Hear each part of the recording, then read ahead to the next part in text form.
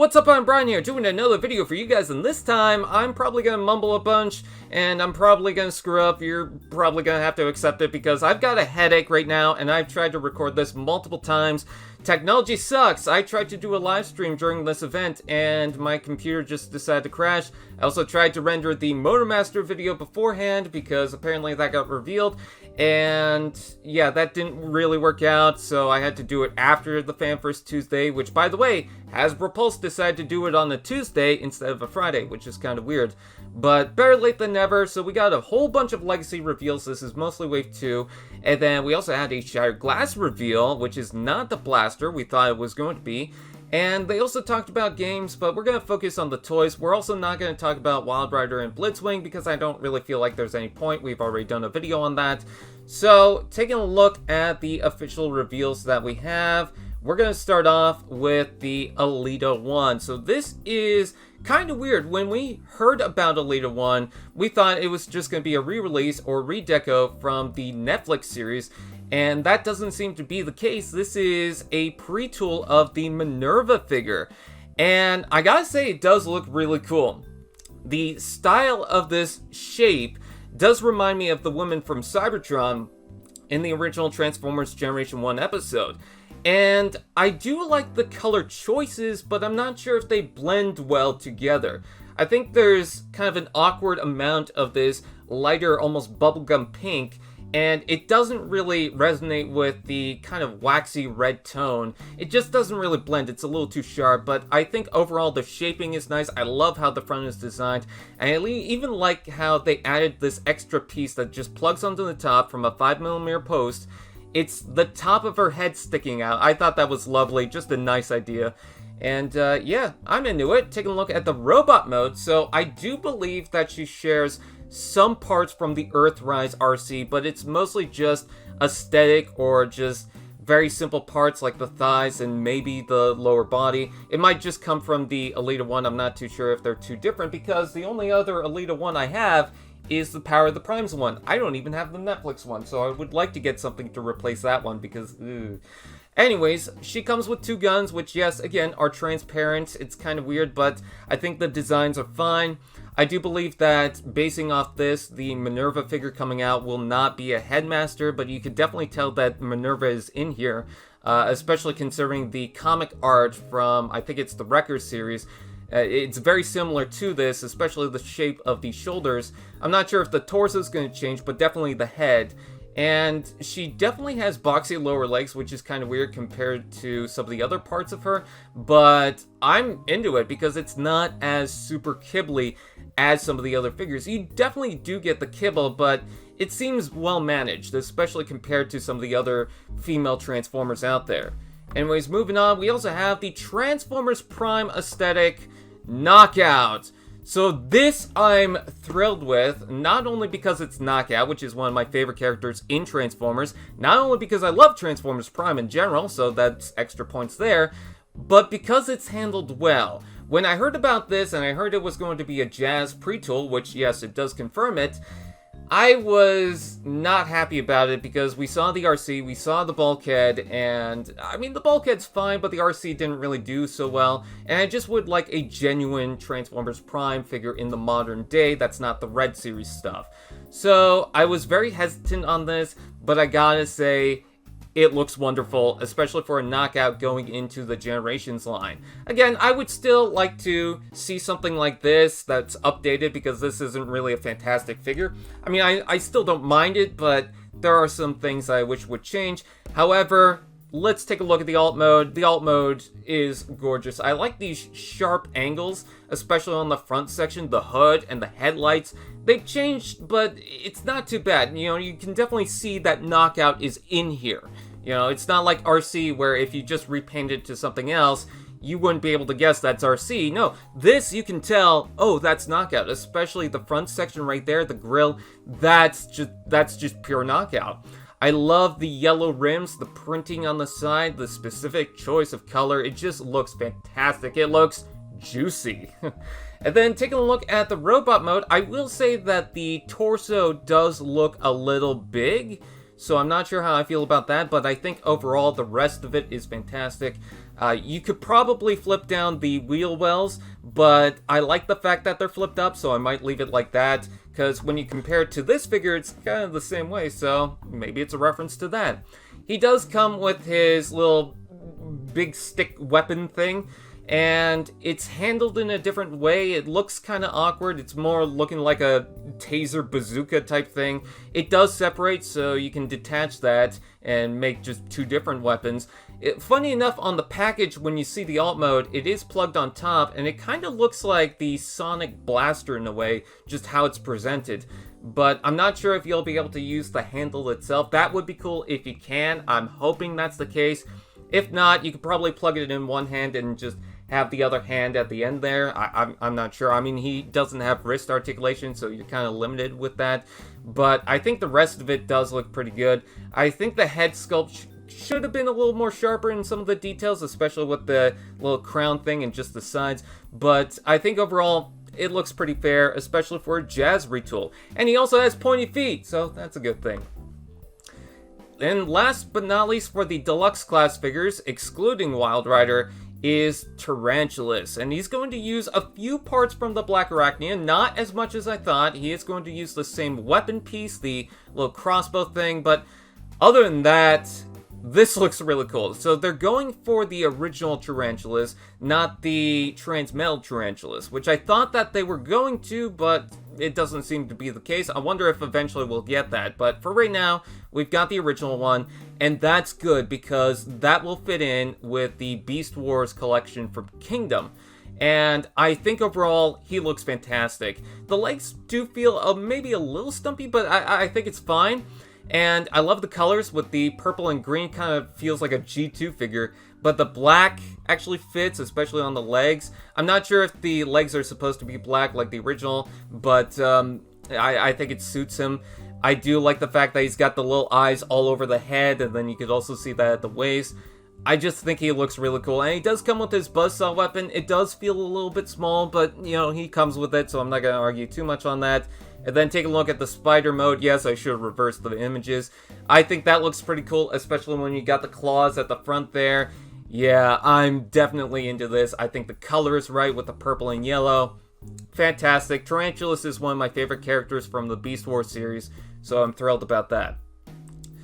Anyways, moving on, we also have Jhiaxus. It's really hard for me to pronounce that name correctly, but this is apparently Jhiaxus, and it is based closer to his original G2 look rather than the Generations figure that was orange and gray. Now, I'm happy about that. I really like how it turned out. I think it was that toy guy that said it looks like something from, I think it was Thunderbolts or something, and I could definitely see the similarity. Now, when I heard about this toy, I was thinking, okay, this is going to be a pre-tool to the Armada Starscream, much like how the original figure was a remold of the Armada Starscream. And I'm not sure if that's going to be the case anymore. Either Armada Starscream is not going to look exactly like his original, or they're going to be completely different molds, or maybe they're going to share some parts, but they're going to do different things, because I'm just not seeing it with this form. I do like the wings and how it's kind of got this almost bat aesthetic to it. It does look a little small, but I'm fine with it. I like the color scheme with the gold and the white, although I'm really concerned about the white plastic because it's been yellowing on a lot of recent figures. Hopefully that's not going to be the case, or it's not going to look too bad here. I also love the red on the nose cone. I think that's pretty cool. And this long, extended, clear cockpit. I think it looks fantastic. Taking a look at the robot mode, and his shape kind of gives me a tidal wave vibe. I'm going to be honest. I do like the bat wings on the legs. I think that's fantastic. And far away, I keep thinking that the red weapon looks like the assault rifle from Halo. I'm sorry I keep messing up, but I'm not going to record this again. I've re-recorded this so many times. Anyways, the red weapon does look like the assault rifle from here, but I think I just got Huffer on my mind because when you zoom into it, it doesn't look like it as much. He also comes with this other weapon that kind of looks like an SMG. Actually kind of looks like a smaller version of the Halo shotgun. God, I'm just seeing Halo weapons now. But it seems like you'll probably likely be able to combine the weapons. I think that the overall shaping of this figure looks fantastic. I even like the little side thing here on the shoulder and how he just has that on one side. I think that the shaping of the head is fantastic. I even love the cables going into the legs. Yeah, this is a fantastic figure, and I'm kind of hoping that they retool it into something else in the future, because I think he looks really good. Now, let's take a look at the biggest disappointment in the entire line. I'm not entirely sure why they decided to do this. I think it's ridiculous. I think it's lame. This is Soundwave, and it's the Siege Soundwave, just seemingly with different paint applications. So, yeah. If you missed out on this, you're going to get a second chance, but that's really, really disappointing that they decided to do that, and I don't even think it's a retool or a repaint. I think it's just the exact same figure, so yeah, again, if you missed out on this, here you go. I'm not really seeing too many differences between it. Oh, yes, of course, it doesn't have the bow scratches, which is something that's similar to the Galvatron, so it just seems like something that they're continuing on because they heard that people were complaining about that. So if you want a cleaner version of Soundwave, there you go. I don't really care because I got this. Why do I need another one? There's no point in it. Last but not least, for the Legacy reveals going on right now, this is Motormaster, and as well, they talked about Menasor quite a lot. So this is the first Commander class figure of the Legacy line, and I'm into it. I really am. I didn't think I would. I was a little cautious about it, but I think overall it worked out very nicely. Taking a look at his alt mode, obviously he does come with a trailer and the cab can separate from that, of course. And the cab itself is the Motormaster figure, so it's along the same lines as the Rodimus Prime. So if you don't like the fact that a Voyager sized figure is going with a trailer, then you might not like this, but at the same time, if you like Jetfire, you might like this as well, because he's going to transform pretty much by himself into Menasor. You just add the cars as kind of like an add-on kit to the set. But yeah, I like the setup. The trailer itself does separate into different parts, which some people don't like, but I remember that original Ultra Magnus third-party upgrade kit to where it's separated into different parts, and I kind of thought that would be a fun thing, so yeah, I don't mind that so much.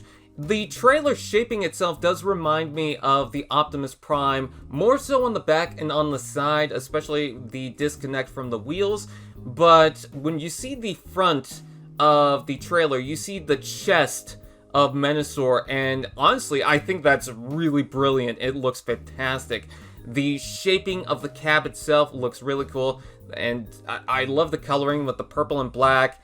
Yeah, really cool. And then here's a look at the cab itself. Fantastic looking shaping. I would like to see maybe more colors and more details picked out with the paint on the front. You got all these divots, and you know, the grille is fine, and of course you got the painted windows. They painted all the windows, so that's good.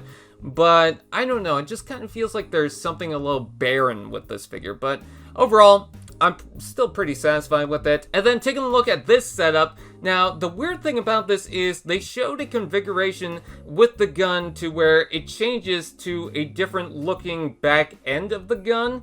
So different figures are going to be able to hold that, which is an interesting idea. It just looked kind of weird in the video.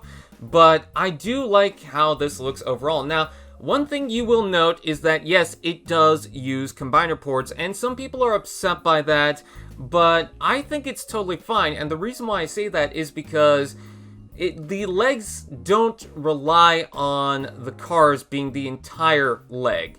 So what I mean by that is, with the original Combiner Wars figure, you didn't really have a backing or support section that was separate from the cars themselves. The cars were the legs.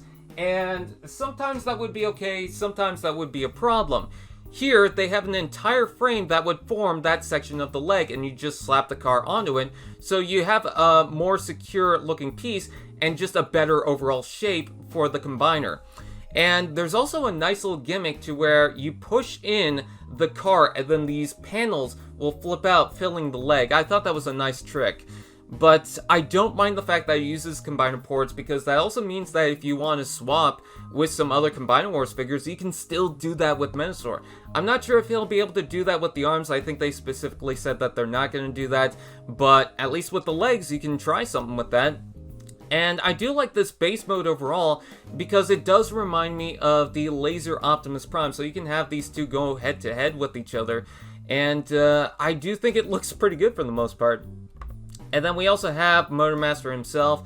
And I think he looks fantastic. The legs might be a little bulky. And the shape of the legs actually remind me of, I think it was Battle Trap from the Power of the Prime series, and how the van was just chunky for the legs. But I think overall, yeah, it's pretty fitting.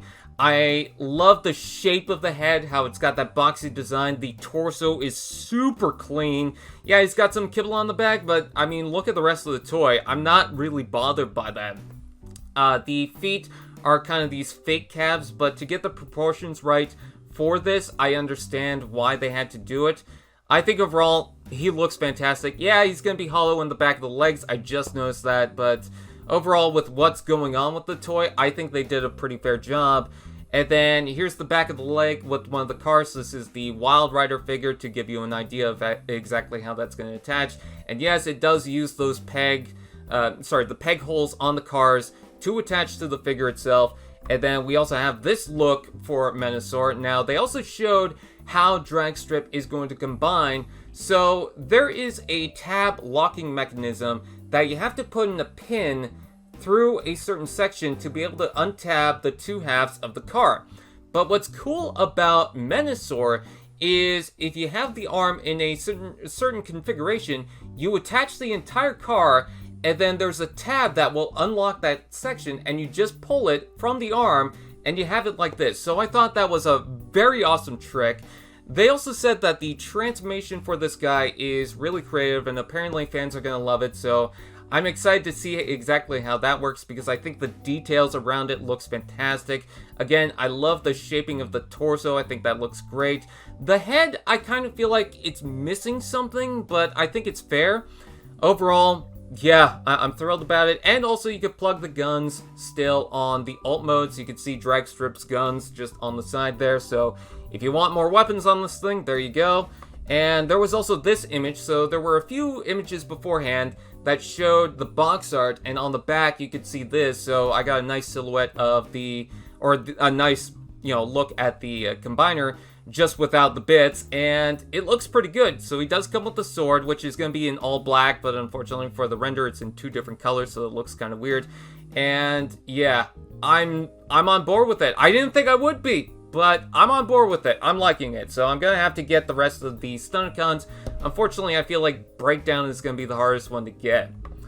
Anyways, last but not least, we also had the Shattered Glass reveal. This is Ultra Magnus. Now, a lot of people are also disappointed because Ultra Magnus is not a retool from the Laser Optimus Prime, much like how the original Shattered Glass Ultra Magnus was. But to that I say, yeah, it would be cool, but at the same time, we have a proper Ultra Magnus mold, so I do understand what they're going for with that. I mean, it's kind of the same thing with the Bumblebee and I guess the Megatron and Starscream or whatever, to where they use those specific designs that were made for them to make the alternate Shattered Glass versions. But they did do a few tricks to this. I love the color scheme. It's very much like the Diaclone figure, which we'll talk about in a second again. But I do like the weapons. I didn't even know that you can attach the Matrix to the side of the axe. All the weapons for the sword that's attached to itself is from the Laser Optimus Prime, so it does carry something from that, but he also has that weird, kind of grotesque looking head, and that's nice. But to the fans that just want a Diaclone Ultra Magnus, they actually give you the option to swap out the head. They'll give you like a little screw kit, I think, and you'll be able to pop it off to swap it out for the original Diaclone Ultra Magnus, so you can just have that, and I thought that was a brilliant touch. The only issue I have with that is you're going to have the purple Autobot symbols, so that's going to look a little off. But at the same time, with it being in purple, it's not going to fade into the red, so maybe there's something with that. But yeah, that's my only concern, but I'm pretty sure people have toy hacks stuff, or the stickers, so I'm pretty sure you can solve that. Anyways, with that said, that's everything. That's a lot of stuff. I'm going to call it there because I have to edit this video and post it, so with that out of the way, what do you guys think? Please comment below, let me know. Please like, comment, share, subscribe, and all those fun doodads, and I will see you guys next time.